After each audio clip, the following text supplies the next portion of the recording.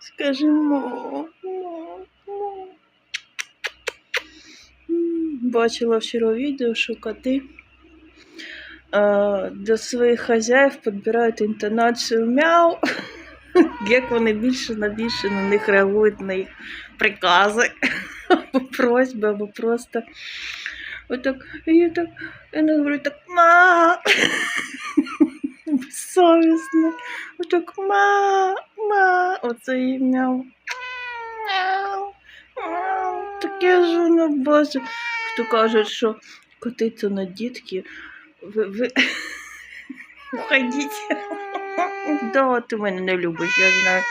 Да, все, ти мене не любиш, ти тільки пользуєшся мною. Меркантильна кошечка.